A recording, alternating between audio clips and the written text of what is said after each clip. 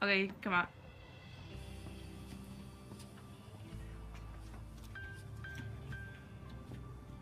Now I want you to come over here. Okay. Oh.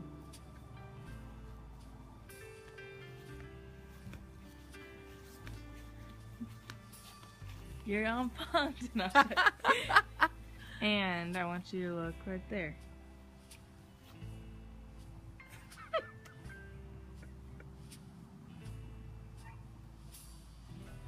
How did you get that? Oh, I have a video of it. You can see the whole story.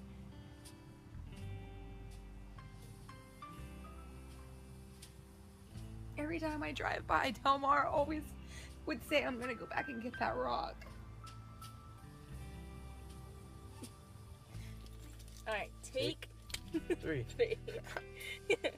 Alright, so right now you already just seen The Rock, and you're asking questions about what made us think of The Rock for your birthday, and how do we get it there. So we thought to make a video that can kind of document what happened, and it's a long story, so I think it's a pretty cool memory.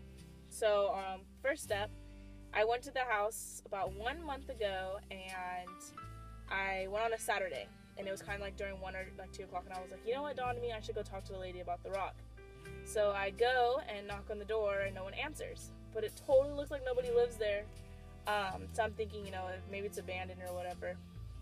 And then Major's grandmother is out next door, and she's like, can I help you with something?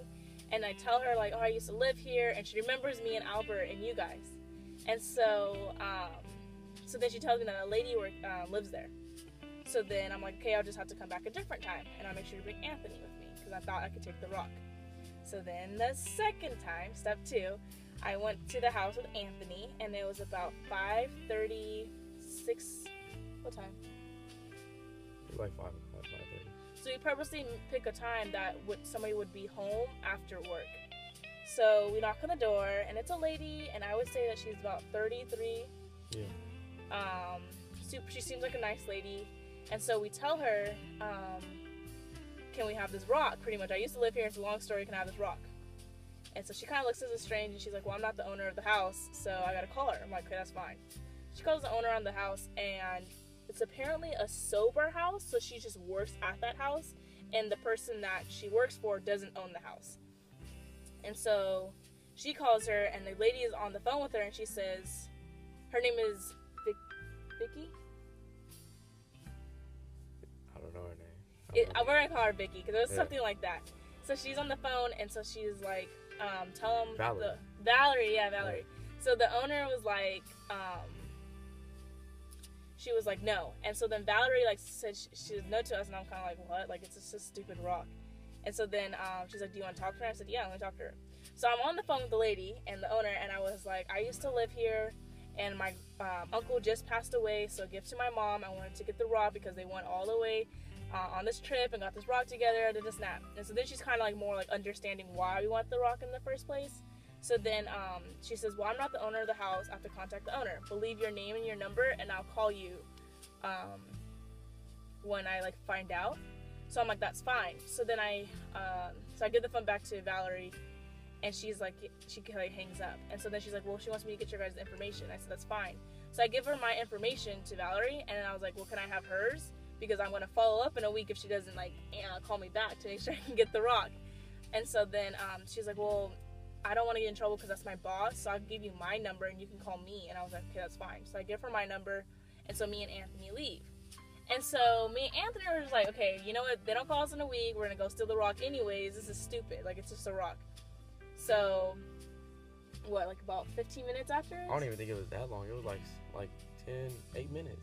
Because remember we just got around the corner? Yeah. So 10 or 8 minutes, she calls us and was like, just come, steal the rock, and I'll say that you guys stole it. And when she asks for you guys' number and stuff, I'm just going to give a fake number. Just come and take the rock. And so we're like, all right, cool, dope. So I'm thinking okay, me and Anthony will probably go during the weekend. And we're kind of anxious about it. We're excited to do this. So then we kind of planned that night. So this is when you're out of town. When you left. On your business trip with the person who has dreads. Yeah. And so we're super excited. It's perfect timing. You're not at home, so you don't have to try to hide it or anything. And so then Dad's like, perfect, just take the range, and so make sure we have enough room and everything. So I tell Dad, like, just gonna be me and Anthony. And so Dad doesn't want to go because he doesn't want to get a freaking, like a felony for yeah, a rock. taking a rock. So they were like, okay, and me and Anthony are definitely like up there, like in the clouds, thinking like me and him can handle it. Like it's not that heavy anyways. Yeah. So we're like not even tripping that he's not gonna come. But then Dad's like more like sweating us about like, are you sure you're gonna be able to take it? Like, are you sure? Maybe I should go and everything. So I'm kind of second guessing myself, and I'm glad I did because then we call TJ, my brother, and he was running children around, but he agreed that he would meet us at the house. And then so we call him, and he finally got done and asked for the address, and we got to the house.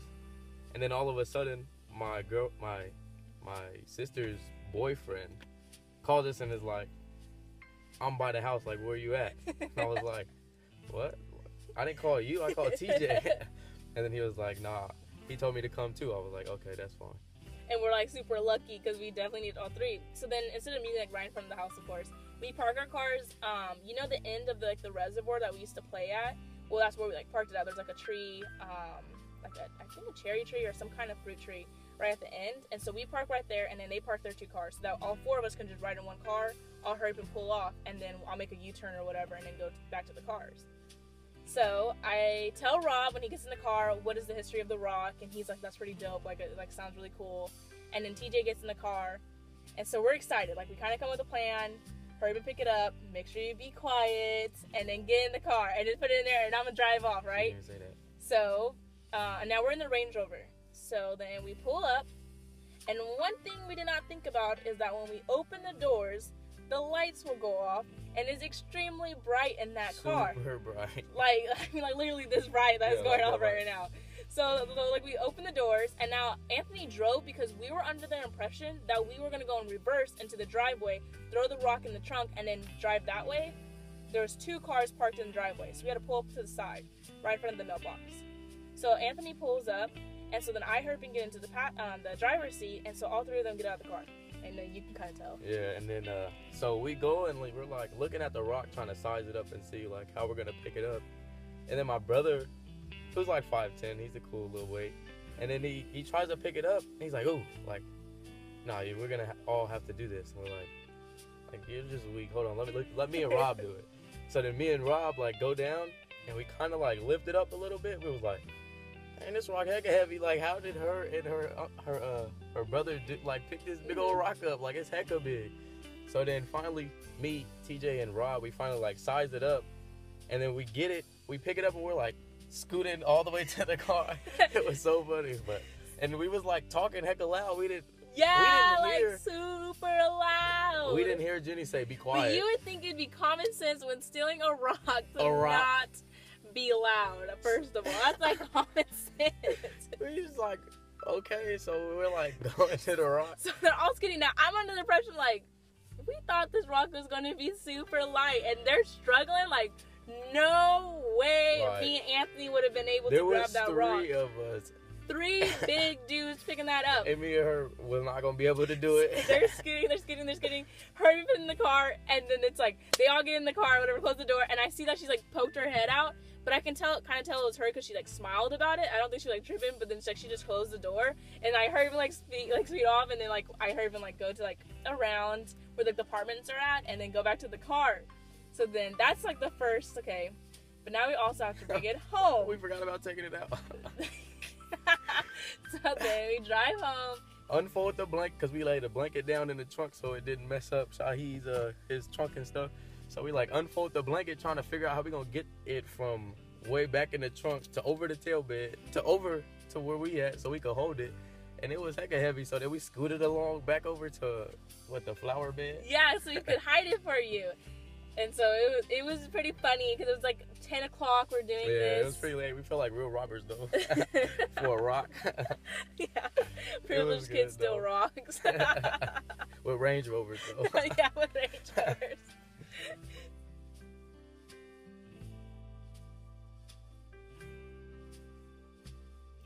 So my beautiful daughter just did something really amazing for me. Today is my 40th birthday, and she is such a very thoughtful person.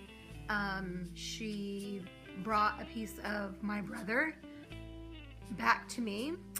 The story behind the rock is that my brother Joey, for his 21st birthday, he wanted to go to Reno, and so we went up to Reno for his birthday, and I had was a single mom at the time, and I just bought a little house over on Del Mar, so I was fixing up my house. And on our way back home from this trip that we took together, we stopped off on the side of the road because I wanted to get a rock for my front yard because I was working on, you know, landscaping and stuff. And so we pulled off on the side of the road, and there were these like really cool, I wanted a really big rock like you see in these like cool landscaping magazines. And these rocks were really heavy. And I don't know, my brother is such a, like, he had this kind of larger than life personality, and he was very charismatic. He was a big dreamer, and he was just a really amazing person. And it's so funny that this rock, I feel like it really signifies like the essence of who he was and how strong of a person he was, because he literally like performed superhuman strength. You heard on the video earlier that it took 3 adult men to pick this rock up and bring it from Del Mar back to me. And my brother and I, and trust me, I didn't have very much contribution. My brother lifted that rock and we put it inside of my car and drove it here back to Fresno. And he did that because he loved me and he wanted me to have that rock. And I'm now, in hearing the story of these 3 guys struggling to pick this rock up and put it in, you know, this car, it just really makes me reflect on how, I don't know, how much my brother loved me, because he really had to stretch, I mean, really just had to dig very deep to pick this rock up and put it inside my car for me. And my Jenny was even saying, like, you know, it scrapes your hands up and those kinds of things. And anyway, I just feel, I feel like I have a piece of my brother back with me, and I'm very thankful for that. And I love you, Jenny, and I love you, Joey.